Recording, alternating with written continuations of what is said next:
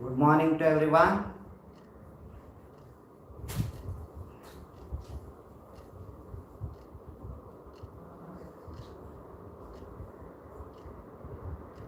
So, good morning.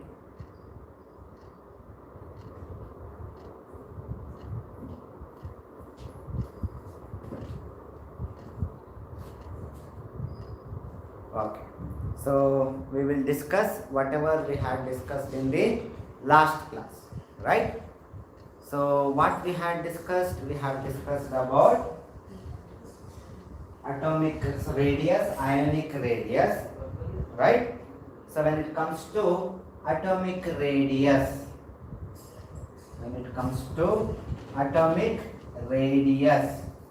so what is that we are going to consider? We are going to consider the covalent bond or metallic bond, right?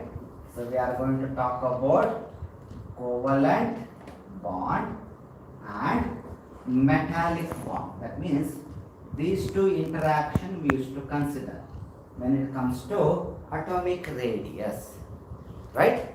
So now, when it comes to covalent bond, where sharing of electrons will be taking place, Anyway, we are not going to discuss in detail. So that's where those elements which are with covalent bond or metallic bond. So for those elements we can go with the atomic radius. Fine. But when it comes to inert gas, that's where we have the van der Waals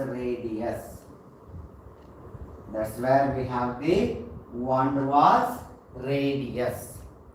Fine. Anyway, even van der Waals radius, I will not go in detail because you people are going to discuss that one in your states of matter topic. Fine. Now, when it comes to van der Waals interaction, as I told, it's a very, very weak interaction. So, why we are going to consider for inert gas this one? Because inert gas are monoatomic in nature. They are present in monoatomic form in the nature. So, due to that, we are going to consider van der Waals radius. Fine? So, that is for inert gas. But all the other elements we are going to consider their covalent bond or metallic bond, half of the distance we are going to consider. All of you have understood? Now, one thing is clear that as you move in the rightward direction across the period,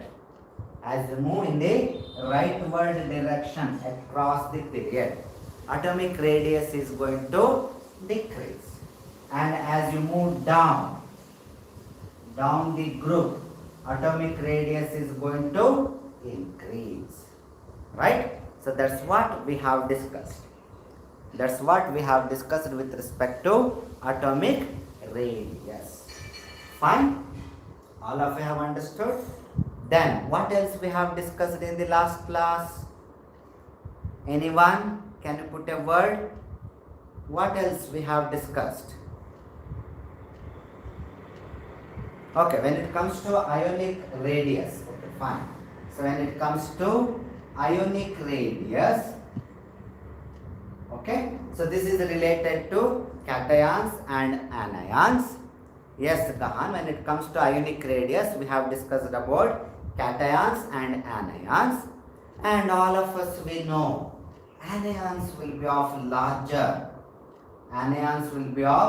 larger size even compared to their parental element. Fine. So that's where we have the cations, which will be smaller compared to their parental element. See, for example, I have fluoride, then I have aluminium plus 3, then I can take Na plus. Can you observe what is that common in these elements or ions? What is that common in these ions? Oh, okay, we have discussed about even electronegativity. Yes. Now, try to focus on this. On this you can expect the question. Okay. So what is that common in these ions? In competitive exam also they will ask questions. Any one of you? Sodium atomic number is 11. Aluminium atomic number is 30. Fluorine atomic number fluorine atomic number is 9. Right? So charges, okay fine, it's common. Okay, done. Okay, aluminium and sodium are cations. Okay, fine. Now, very important point here is all of them, they have the 10 electrons.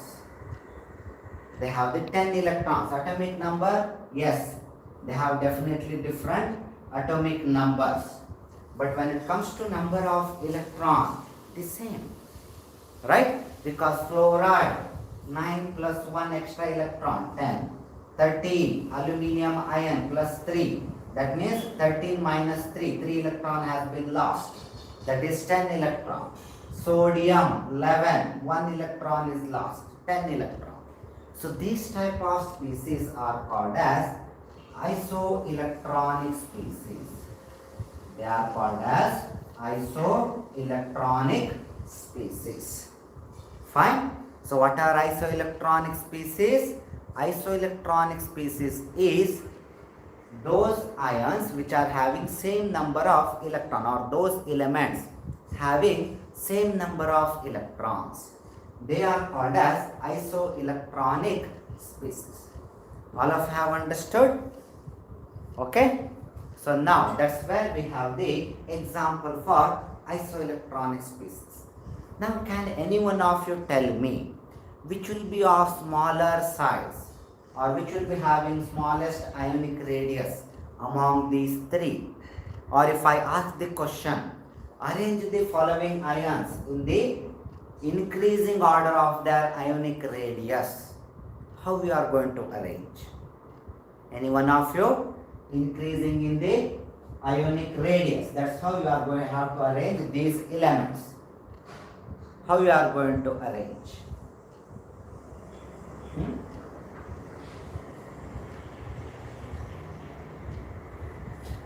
So that is based on whatever we have discussed in the ionic radius concept.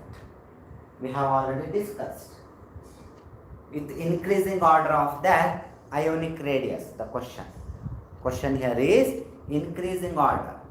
Okay, fluorine, aluminium, sodium, according to Graham. Right? Increasing order I am telling. So definitely when I am telling increasing order, first I will place aluminium ion, which will be of smallest size. Then comes the sodium ion, which will be of smaller size. Then comes the fluoride, now which will be of smaller size, larger size, because it's an anion. Rest of the elements are ions, are cations.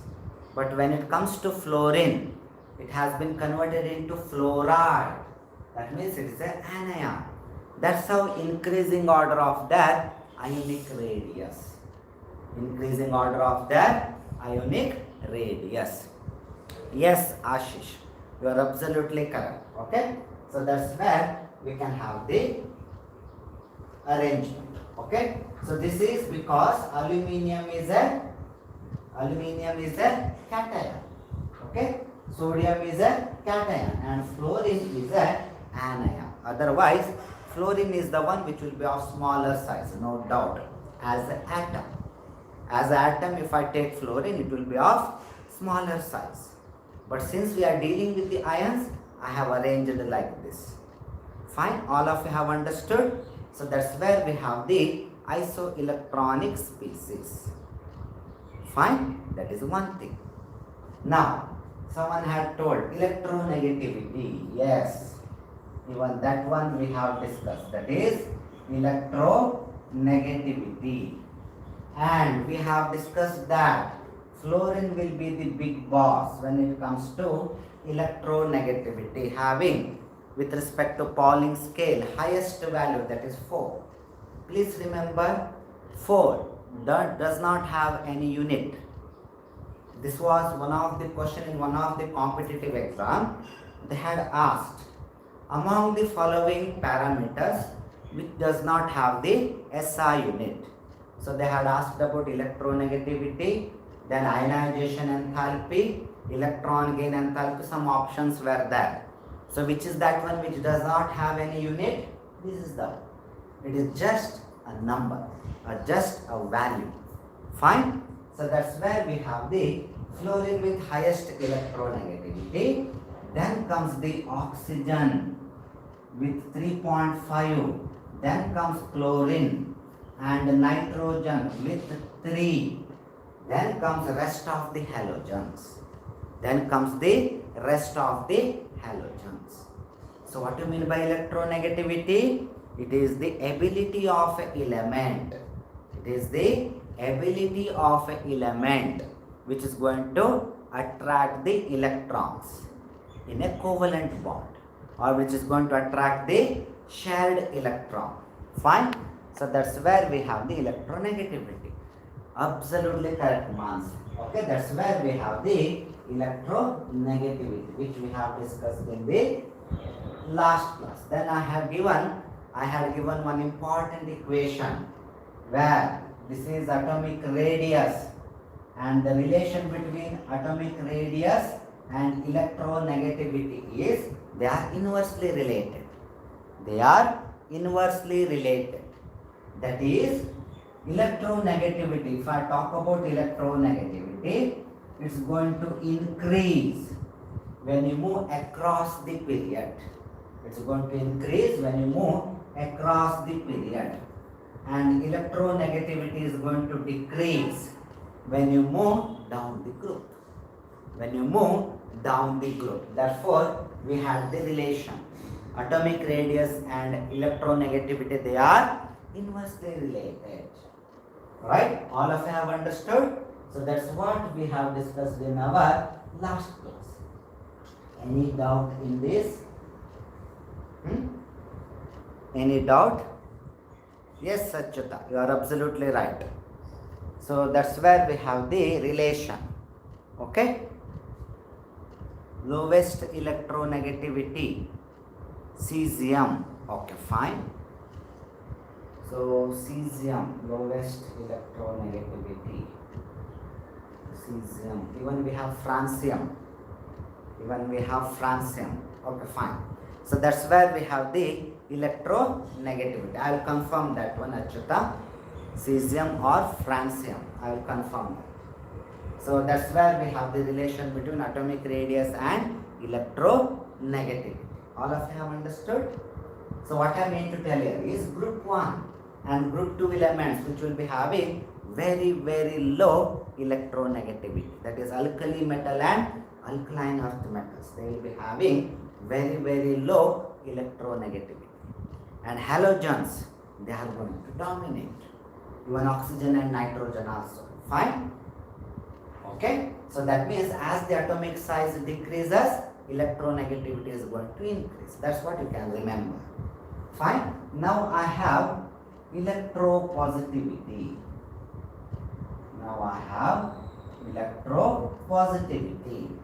Naturally, electronegativity and electropositivity, they are once again inversely related.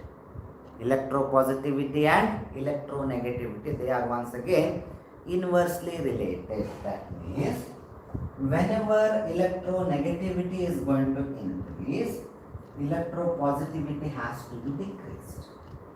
Or I can tell electropositive. Okay, sir, I think it is francium as present down the group, electronegativity decreases. Even that's what I was thinking. But anyway, I will confirm. Okay, na? So that's where, that is, you don't have. Achyuta, don't worry, that one you don't have. Millikan's formula and all you don't have. We have another two which you don't have. Concentrate on Pauling scale. Okay, na?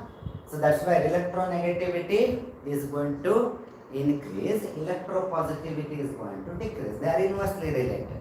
Or I can tell that electronegative elements normally they are electron acceptors. I am not telling universal, normally. It's not applicable for all the elements. I will come to that. So they are normally electron acceptors. That means they are non-metals. These are very important points. Please remember. So electronegative elements, they are normally electron acceptors and they will be non-metals. They will be considered as non-metals.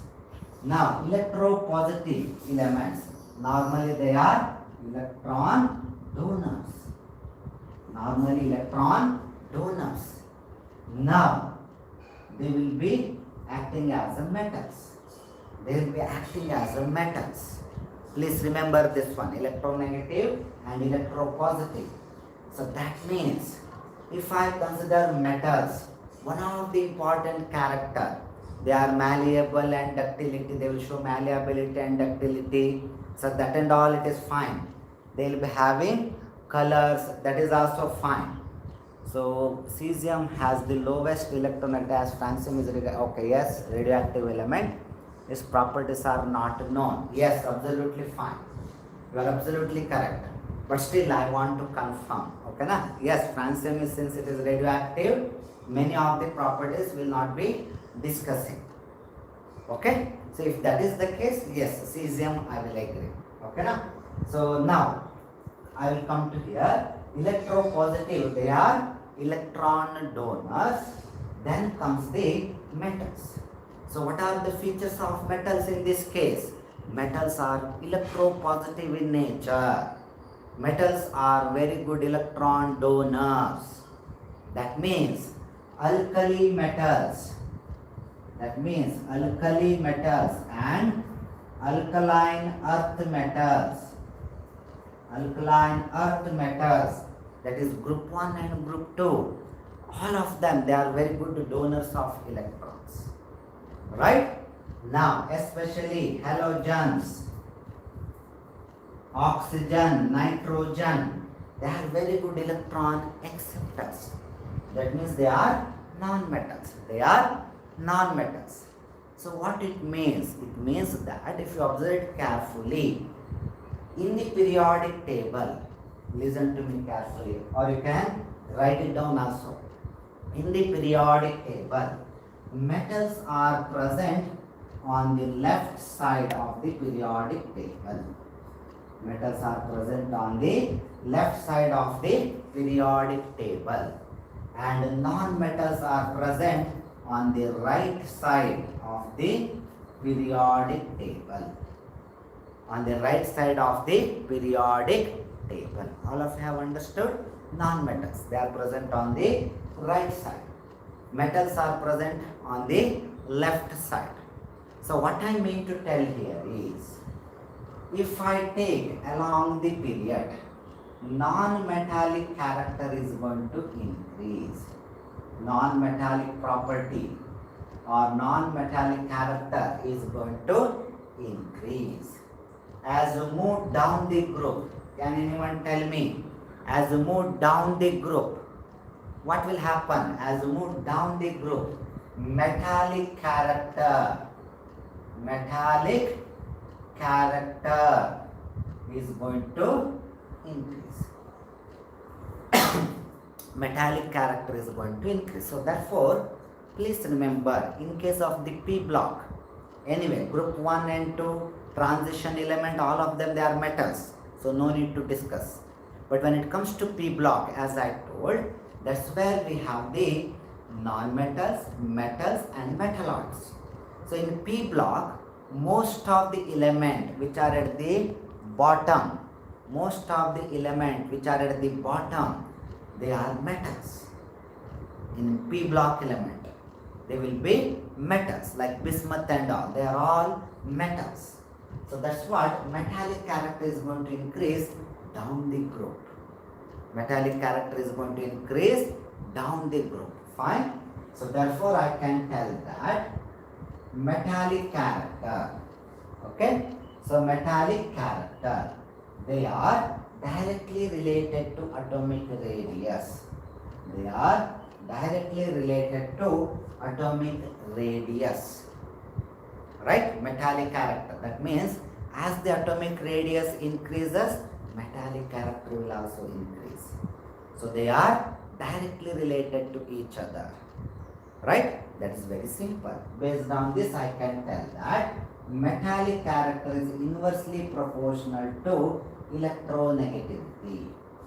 Metallic character is inversely proportional to electronegativity. This is because atomic radius is inversely proportional to electronegativity.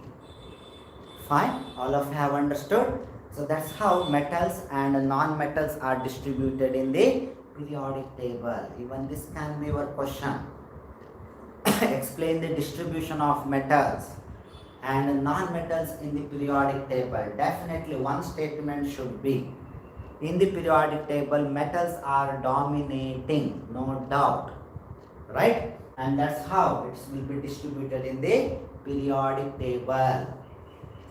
Along the period, non-metals or non-metallic character is going to increase, and down the group metallic character is going to.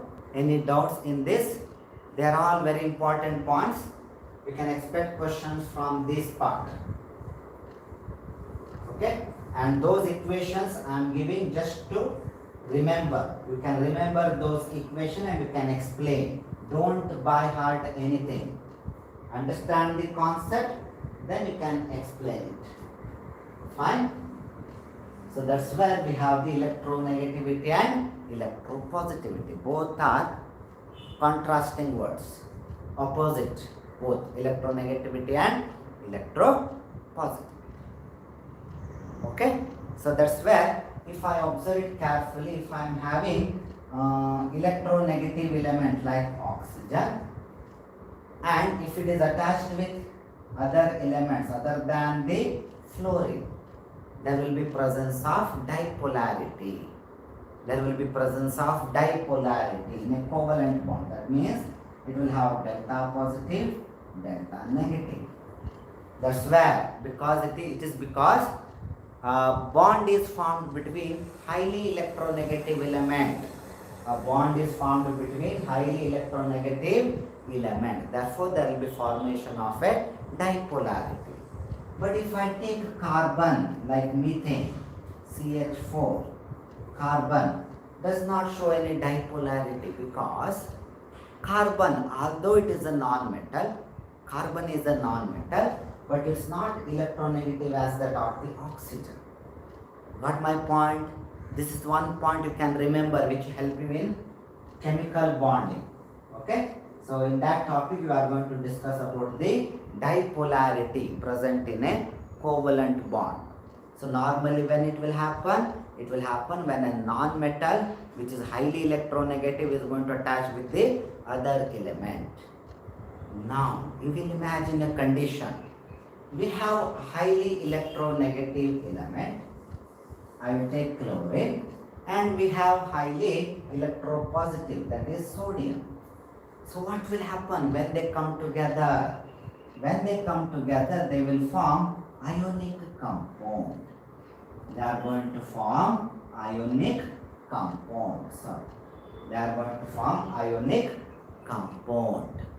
When highly electronegative and highly electropositive elements will come together, they will form ionic compound. What I mean to tell you is, if you remember, sodium extreme on the left of the periodic table, chlorine extreme on the right, except noble gas we are not considering, extreme on the right side.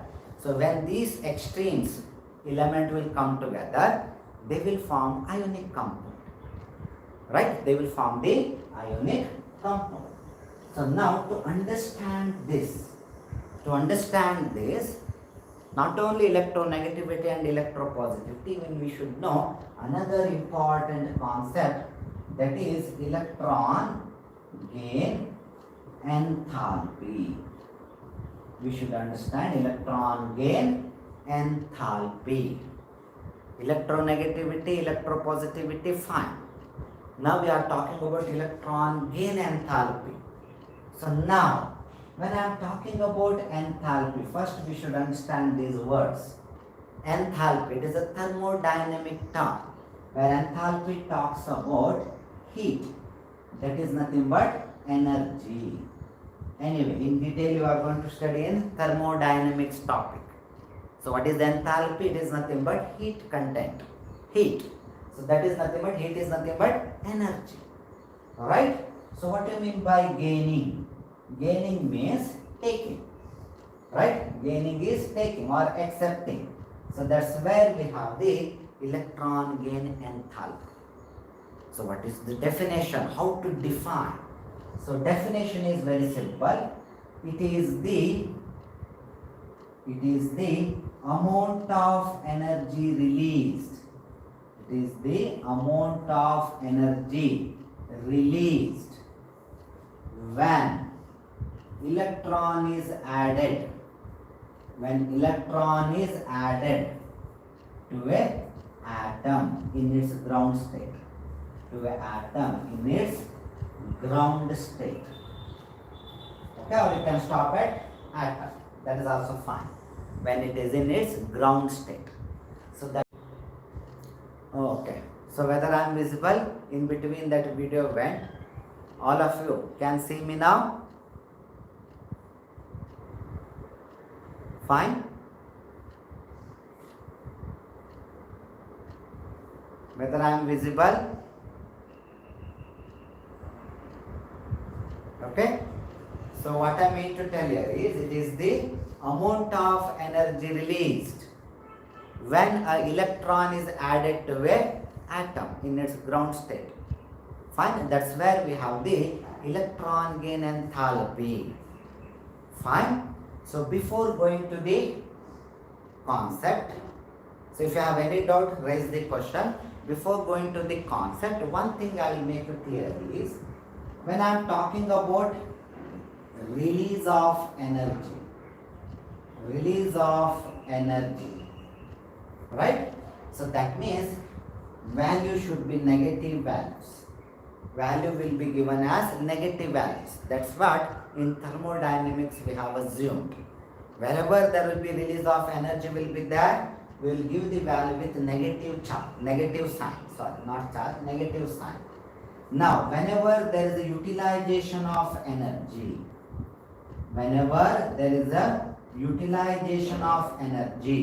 we will go with the value having positive values.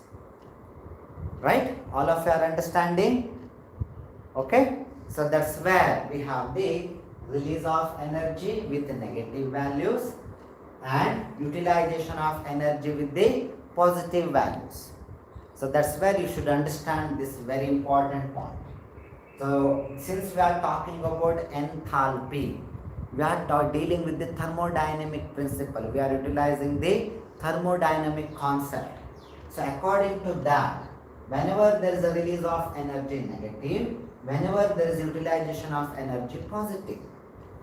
First thing, let me know whether all of you are seeing the video.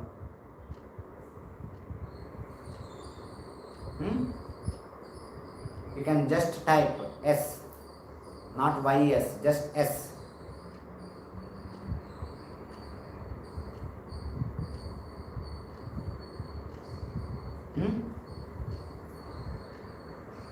Okay, fine.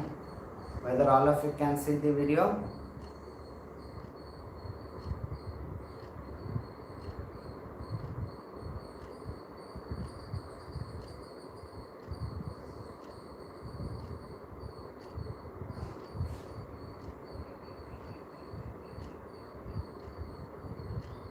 Hello students.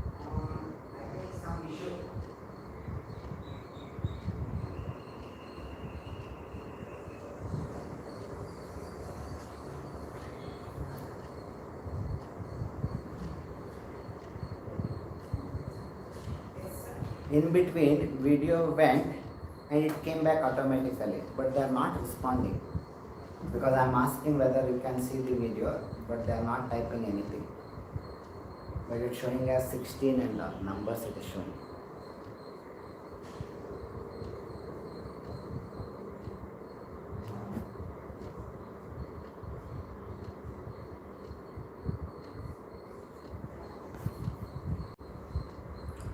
Okay, I think now it